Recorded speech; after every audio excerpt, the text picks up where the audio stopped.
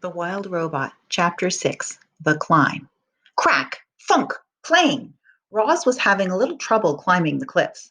She had a new dent on her rear and a long scrape down her side, and she was just about to get another ding when a crab scuttled over from under a piece of driftwood. The crab looked up and immediately showed off his giant claws. Everyone was afraid of his claws, but not the robot. She looked down and introduced herself. Hello, Crab. My name is Roz.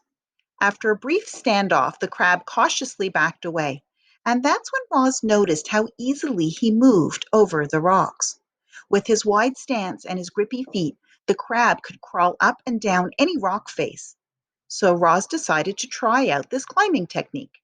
She spread her arms wide and clamped each of her hands onto the cliffside. She jammed one foot into the crack and lifted her other foot onto the narrow ledge. And just like that, she was climbing. Roz moved awkwardly at first. A chunk of rock crumbled in her hand, and she had trouble finding her footholds. But as she climbed higher and higher, she started to get the hang of it. Seagulls squawked from their cliff nests and soared away when the robot came too close. But Roz paid them no mind. She was focused only on getting to the top. Up, up, up she went, methodically climbing up past the nests and ledges and tiny trees rooted in the cracks.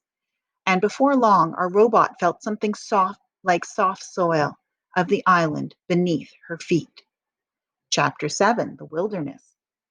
Animal sounds filled the forest, chirps and wing beats and rustles in the underbrush. And then, from the sea cliffs came new sounds, heavy, crunching footsteps. The forest animals fell silent, and from their hiding places they watched the sparkling monster stomped past. But the forest was not a comfortable place for Roz.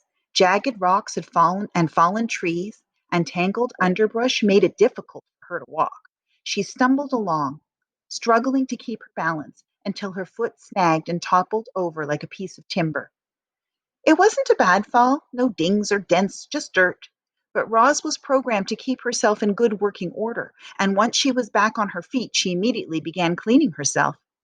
Her hands darted around her body, quickly brushing and picking off every speck of dirt.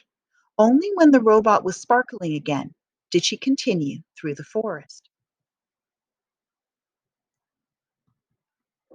Roz stumbled on until she found a patch of ground that was flat and open and carpeted with pine needles. It seemed like a safe place, and safety was all the robot really wanted. So she stood there, motionless, all perfect lines, angles set against irregular shapes of the wilderness.